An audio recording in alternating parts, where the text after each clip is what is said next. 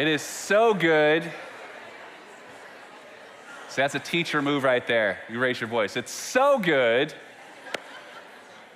to be together today. If we don't know each other, my name is Russ. I'm one of the pastors here. If you're tuning in online, welcome. Thank you so much for joining us. It's awesome anytime we get the opportunity to gather as a people.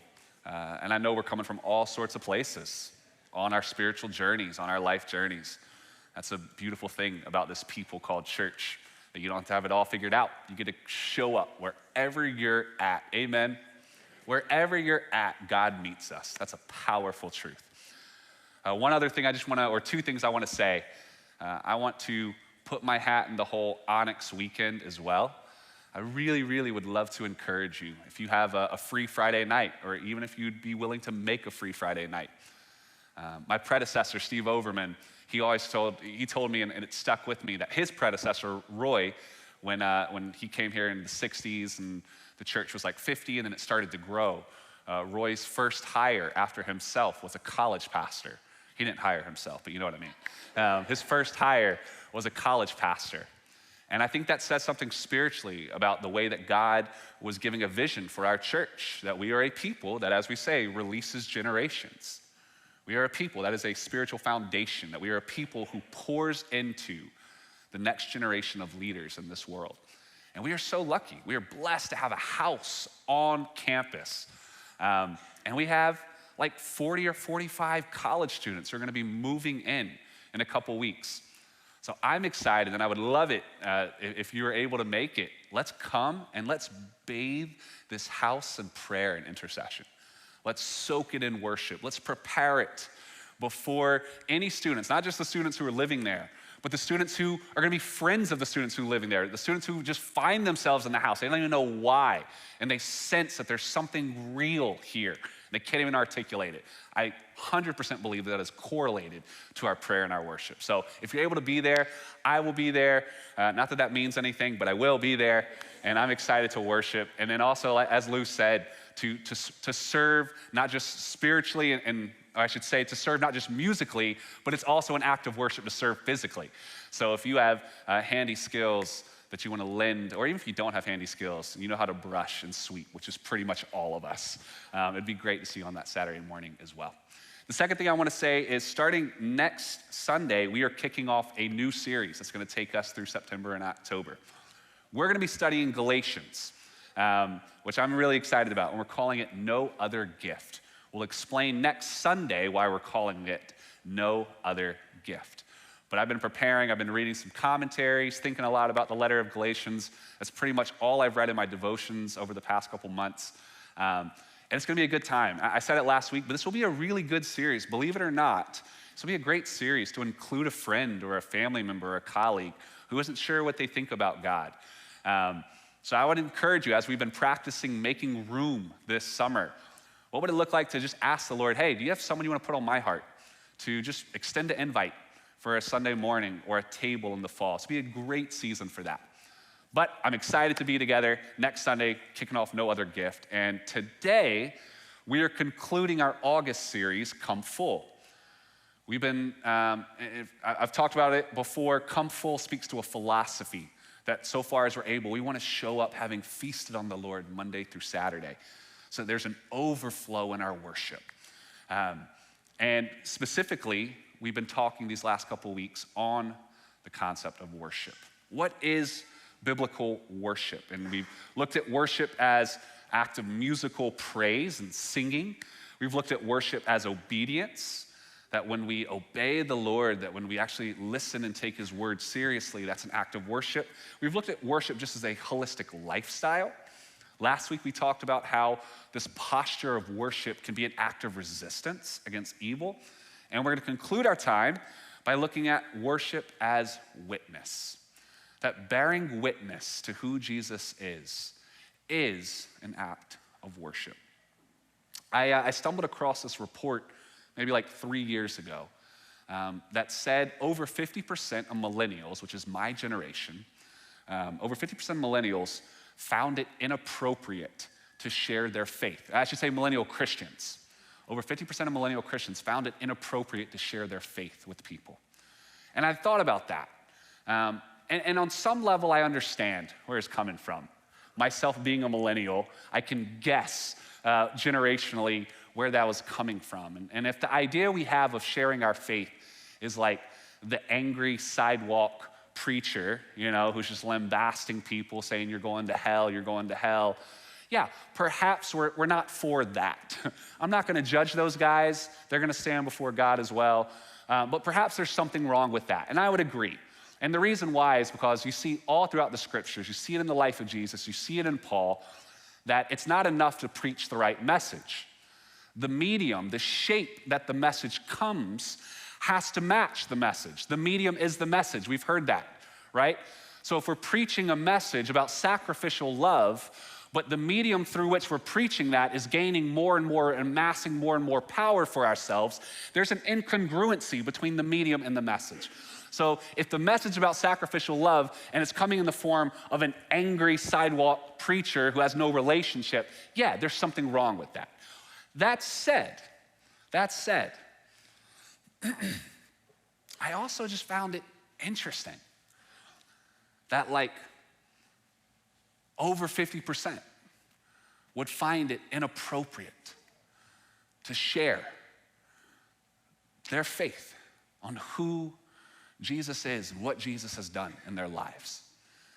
And I kind of want to start by saying to all of us, to myself included, that perhaps when we're looking into the depths, to the guts of God in the scriptures, that there is a sense that to the degree that we don't want to share about Jesus in our lives and our words might be to the degree that we haven't let Jesus share himself with us.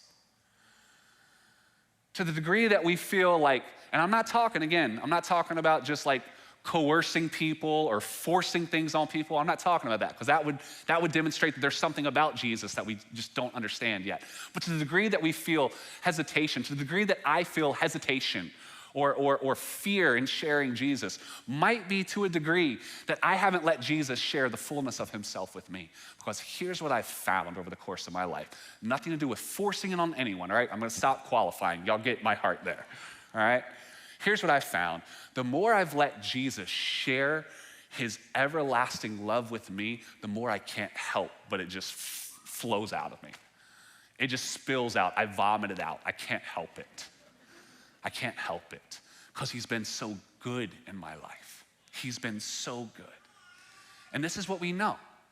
We've heard it said a million different ways that the greatest witness that we have to God is a transformed life. The greatest witness, the greatest way that we can bear witness to who God is and what he's done is by allowing him to transform our lives. Consider this line from Alan Kreider. He writes, in the first 2 centuries, it was not Christian worship that attracted outsiders. It was Christians who attracted them. And outsiders found Christians attractive because of their lives, which their worship had formed. It was not Christian worship that attracted outsiders. It was just Christians themselves. And outsiders found Christians attractive because of their lives. Their words, their actions, but so much more than that, just who they were, just their being, just who they were, which had been formed by their worship. And so what I want to do on this last Sunday of our Come Full series is ask the question, what are the elements of this kind of life? What are the elements of this kind of witness? Where does it come from? And for our text today, we're going to be in John chapter 11. John chapter 11, which tells the story. We're going to go a little bit through bits and pieces slowly. Tells the story of Jesus and a family, Mary, Martha, and Lazarus. So here's the first 6 verses of John chapter 11. This is how it opens. It says, now a man named Lazarus was sick. He was from Bethany, the village of Mary and her sister Martha. This Mary, whose brother Lazarus now lay sick. Lazarus, what is that? This Mary, whose brother Lazarus now lay sick, was the same one who poured perfume on the Lord and wiped his feet with her hair. That's another story that you probably remember of Mary, who took an alabaster jar of a year's wages of perfume and poured it on Jesus and wept over him and anointed him and cleaned his feet with her hair and created quite a scene. It's the same family. So the sisters sent word to Jesus, Lord, the one you love is sick. And when he heard this, Jesus said, this sickness will not end in death. No, it's for God's glory, so that God's Son may be glorified through it. Now Jesus loved Martha and her sister and Lazarus. So when he heard that Lazarus was sick, he stayed where he was 2 more days. Can you just leave that up just for a second? Just for a second. Can you consider those last 2 sentences? Tell me if that makes sense to you. Jesus loved Martha and her sister and Lazarus. He loved them so much that when he heard that they were in need, he stayed put another 2 days. The first thing about Christian witness, true Christian witness, is it waits. Christian witness waits.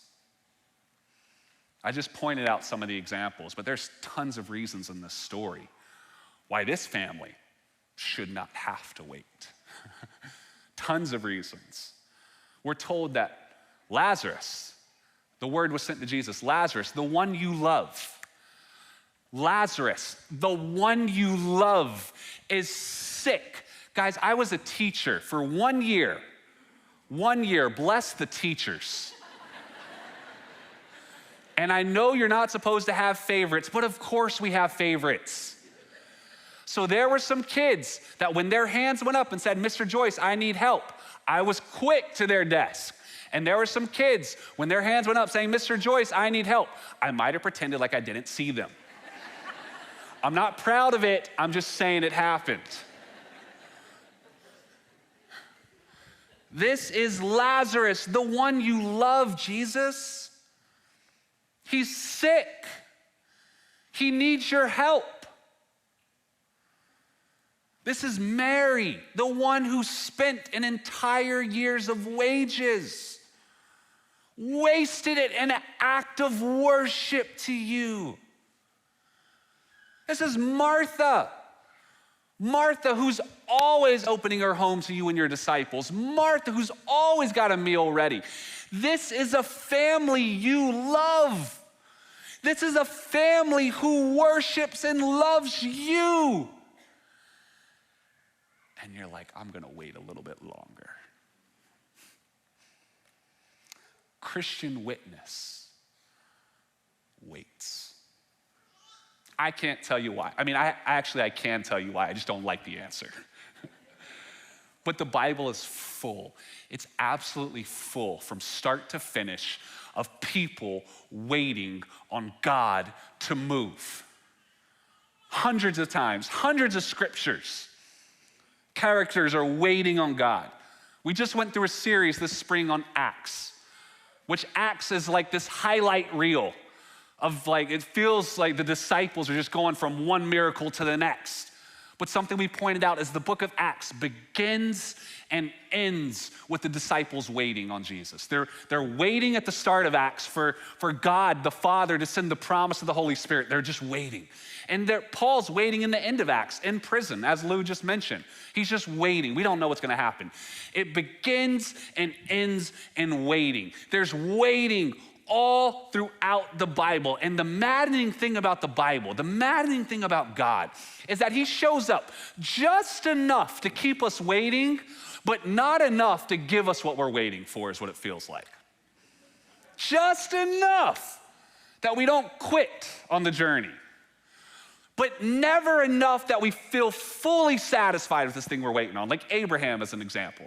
If you know the story of Abraham, God shows up to Abraham and he says, hey, I want you to leave your land, your father's home, and go to the place I'm gonna show you. And Abraham obeys.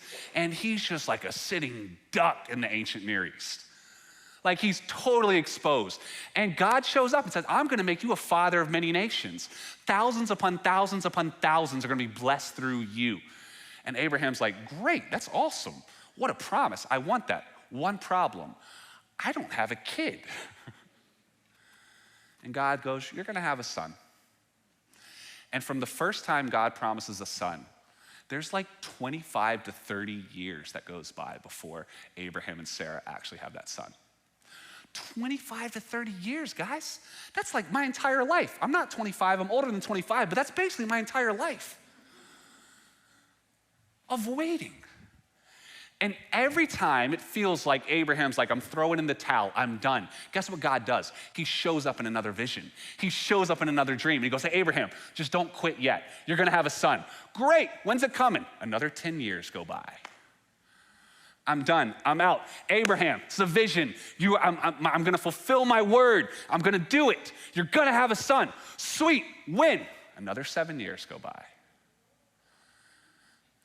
The book of Hebrews tells us that those who received the promises never, or those who received God's promises, never received the fulfillment of their promises, but they always saw them from afar. They saw how God was acting, and they worshiped God for it. Abraham, at the time of his death, there's only one son that he has through the promise. Technically, he has two. It's a long story. We'll talk about it another day. But there's only one son of the promise. He doesn't see thousands upon thousands of generations. He sees one son. Christian witness waits. Why? Well, Isaiah 40 verse 31 puts it this way. But those who wait for the Lord shall renew their strength. They shall mount up with wings like eagles, and they shall run and not be weary, and they shall walk and not faint. Those who are waiting on the Lord, those who are waiting on the Lord, somehow in some mysterious way, their strength is being renewed. And I think what I want to offer today is I think that the reason why the saints know this, that the holiest people know what it means to have their strength renewed by waiting on God to move. Because they know in their bones that what they're waiting on is not the thing that God has promised. They're just waiting on God himself. It's not about what God has promised them. It's simply the presence of God that they're learning to depend on. I was talking to a friend the other day, and he put it this way. He said, our entire life's journey is trying to teach us one lesson: to take our eyes off of God's hands and turn them onto his face. To take our eyes off of his hands and turn them onto his face.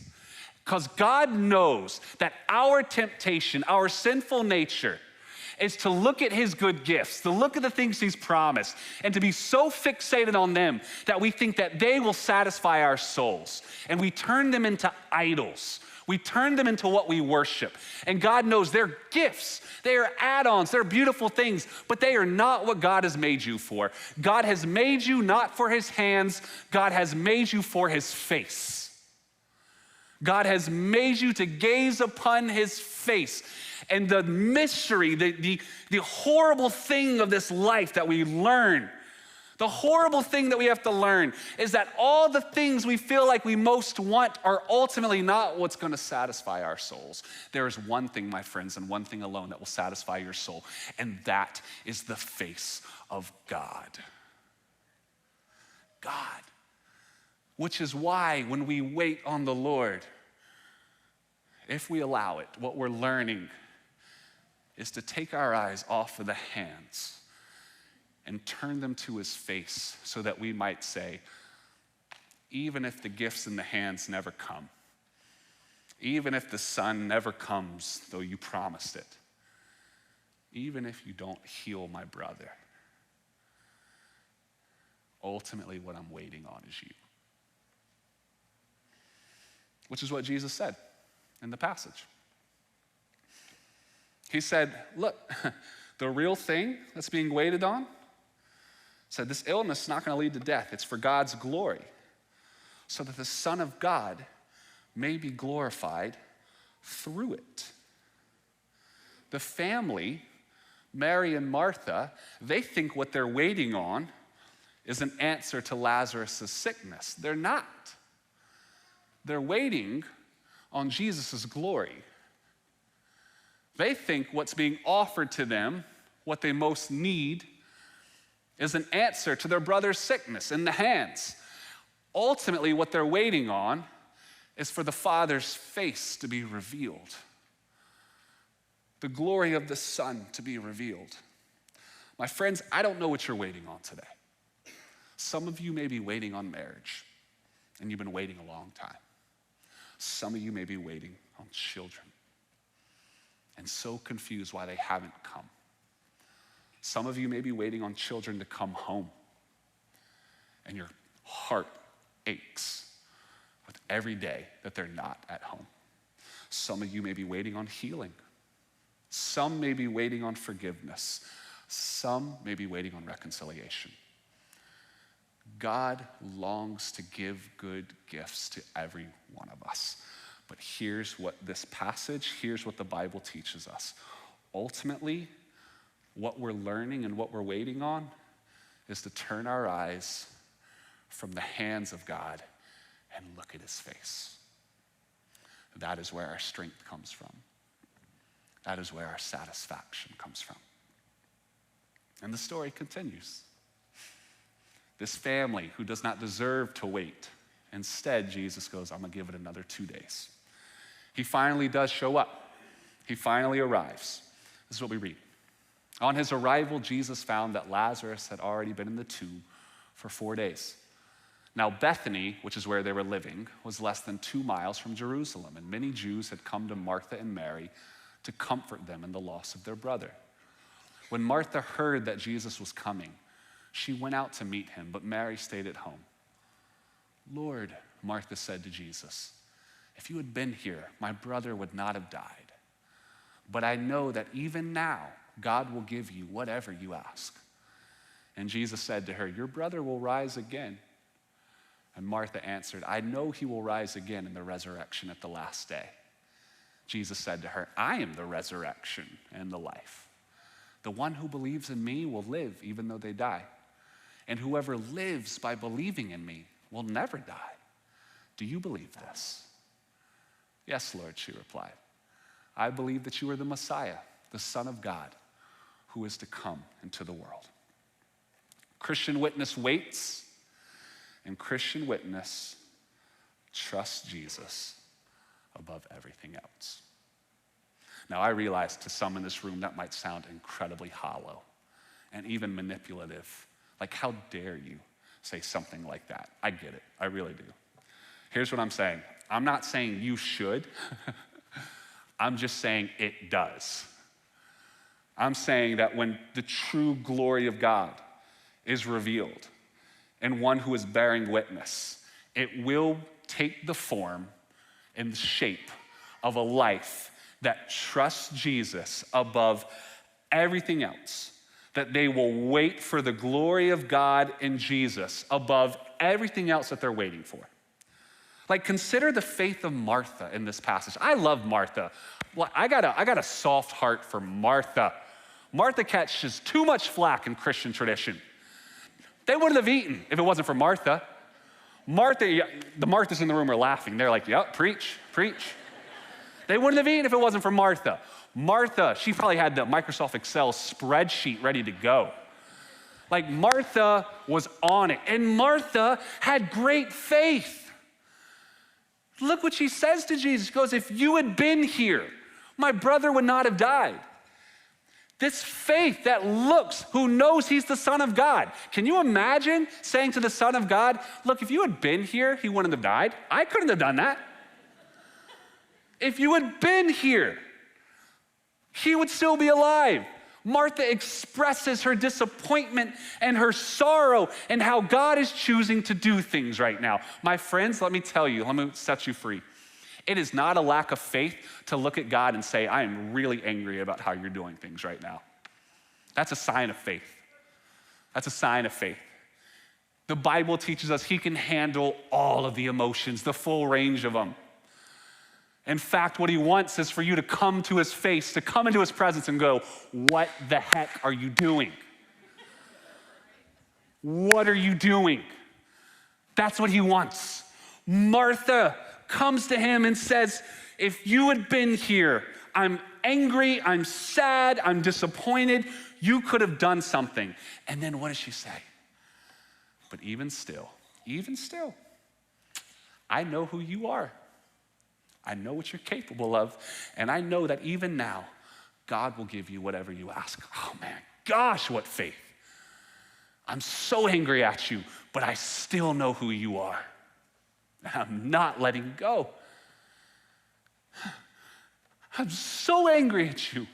I'm so sad, but I know who you are, and I'm not letting go. And Jesus, gosh, man, when you think he would offer some compassion, he just messes things up. He just makes it worse. Jesus totally looks at Martha, this woman in sorrow, this woman in despair, and just absolutely flips her categories of life right on its head. He says, your brother will rise again. And she goes, I know he will rise on the resurrection at the last day, which FYI is really good theology. That's solid. You're right, Martha. He will rise on the last day. That is solid theology. She's on point. And Jesus goes, no. You're not getting me, Martha. I am the resurrection and the life. I am the resurrection. Those in me who die, they live. And those in me who live, they never die. What? What are you saying? He just disorients her theology. He rips open her grasp on reality. I know my brother will live on the last day. That's great theology. No, Martha. I'm not talking to you about life and death. I'm talking to you about me. It doesn't matter about life and death. These categories that seem so real in your limited understanding of life. Life, death, reason, power, powerlessness, money, wealth, I'm not talking about any of those things, Martha. I am the resurrection. I am the life. Those who believe in me, they're not gonna die. And those who die in me, they live forever. Do you believe this, Martha? Do you believe this? What do you say? He just disorients her entire worldview.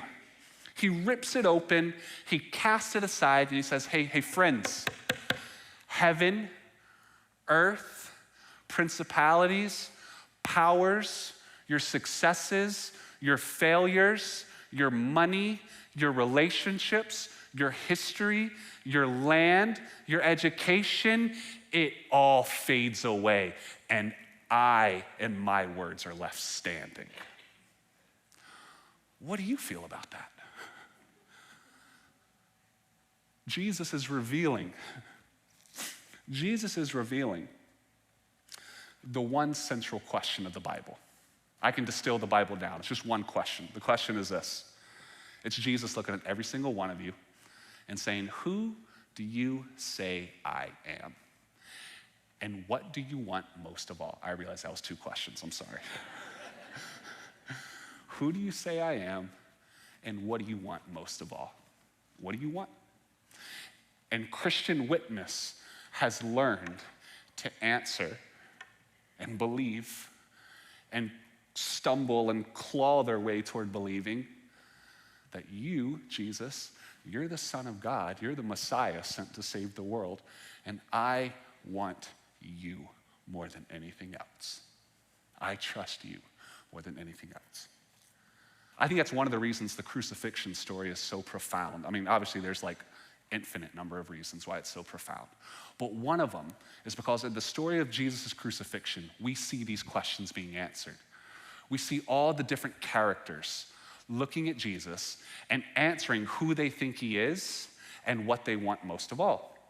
So Israel, the Jewish leaders, they think Jesus is a threat to God's honor. And what they want most is their position and their hold on their orthodoxy and their power or their position. Rome thinks Jesus is a threat to their rule And what they want most is to keep their power in the world. Judas Iscariot, at this final moment, after 3 years of following Jesus, he now thinks Jesus is a charlatan. He thinks he's a fake. And what Judas wants most of all is Jewish vindication in his own glory. He wants his glory. Peter actually answers the question rightly. Peter thinks Jesus is the Messiah, but what Peter wants most of all is his self-preservation. The cross exposes all of our hearts to say, who just wants Jesus, even if it leads us to our deaths? What is death? Death, life, doesn't even matter. I'm not even worrying myself with answers to those questions. My eyes are fixed on one person alone. And where he goes, I'm gonna go. What he says, I'm gonna say. And we'll just let the chips fall however God determines they should. Who wants Jesus? See, Christian Witness says, my brother is dead. You're talking absolute nonsense. I don't know at all what you're saying. I'm mad and I'm confused and I'm sticking with you. I'm sticking with you. I'm so angry and I'm so confused.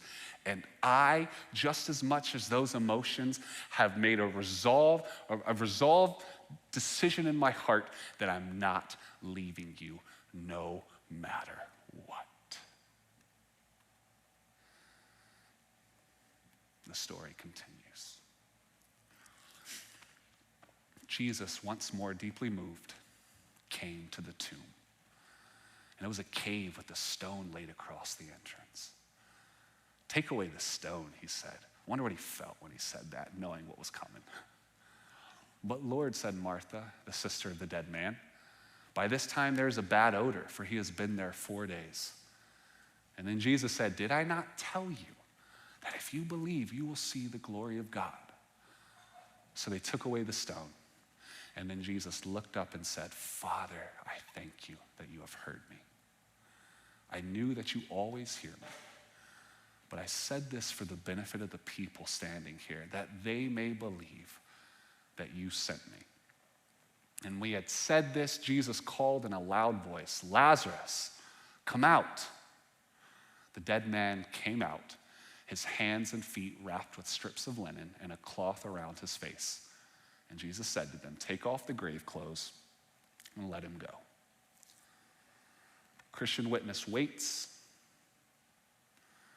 Christian Witness trusts Jesus more than anything else. And Christian Witness is the glory of Jesus in the body of a believer. That's all it is. It is nothing more than the Son of God being glorified in your life. We are reminded of the adage that Jesus Christ did not come to the earth to make bad men good. He came to make dead men live. He did not come to make us a little bit of a better person.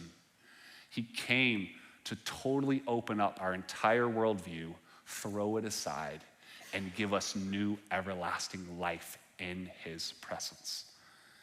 I mean, in this moment, can you imagine, just think in this story, the poise of Jesus, the control here, all this pain, all this sorrow, all these confusing questions that are filling all of our hearts. Where are you, God? What are you doing? And he just strolls. He just walks to the tomb. And he says, take away the stone. And everyone's like, whoa, whoa, whoa. What are you doing? He's dead. Hey, remember what I said? What do you most want? Who do you most trust? He reminds us all what's at stake. This is God's glory. All of this is ultimately, if you'll let it, leading to one end, the glory of God. Didn't I tell you that if you trust me, you will see the glory of God? And in this tense scene, absolutely everyone holding their breaths, what is about to happen? Take away the stone. Before Jesus raises Lazarus, what does he do? He looks up into the heavens. It's like time stops. And he prays. He says, Father, thank you. Thank you for being here today. Thank you for loving us. Thank you for sending your son. Thank you that you can handle our questions and our doubts. Thank you that you're a good father. I just want you to know that I trust you more than anything else. The Son looks up to the Father. In the Bible, we only have a few recorded prayers of Jesus. We're told a couple different times that Jesus prays, but only a couple times are we given the actual words he says, and this is one of them. And in this moment, we're looking into the very guts of God. What does he say? What does he say? He says, thank you for hearing me. I knew you always hear me. But I said this for the sake of the crowd, so that they may believe what? That you sent me.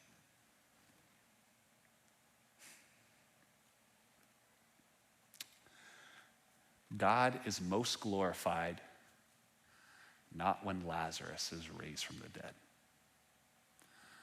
God is most glorified when we look at Jesus and know exactly who he is. In your life, you might have a Lazarus that you're waiting, that feels like to be raised from the dead. And the invitation of this story is that God is most glorified in your life, not when that thing happens, but when you look upon Jesus and in the depths of your soul, know exactly who you're gazing at. Know exactly who he is. Know his power. Know his love. Know his might.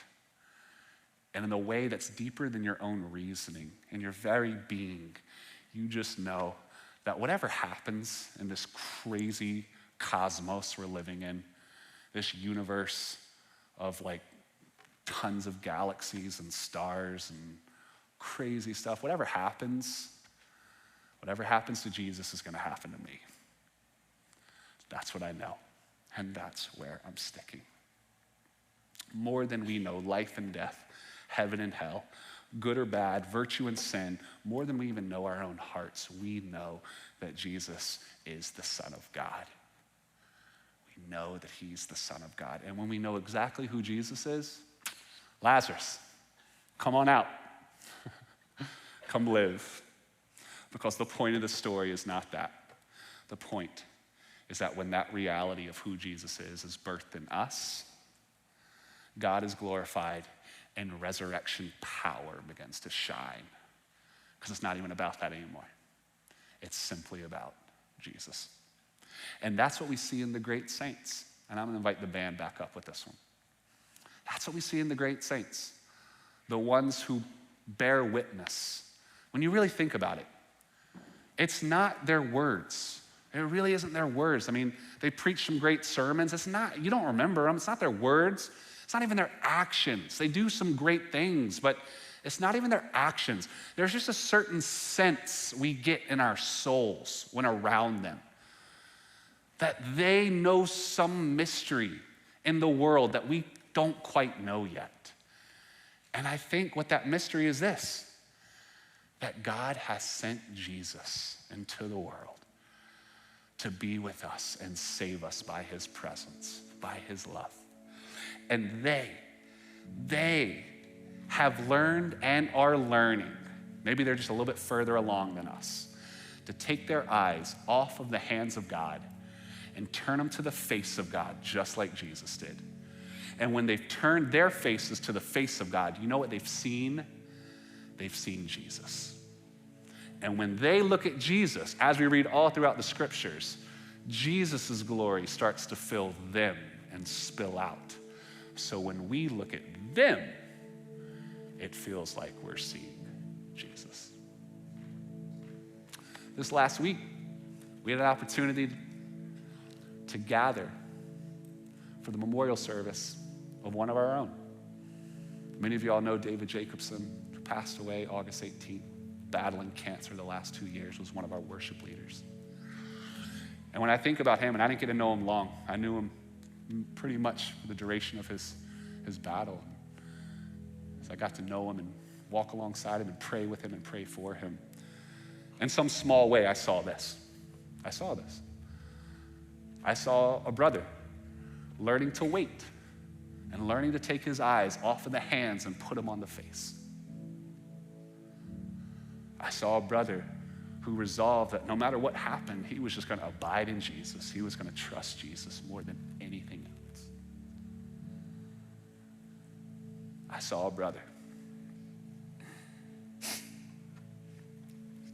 I saw a brother just in his life that the glory of Jesus just exuded out of him. He bore witness.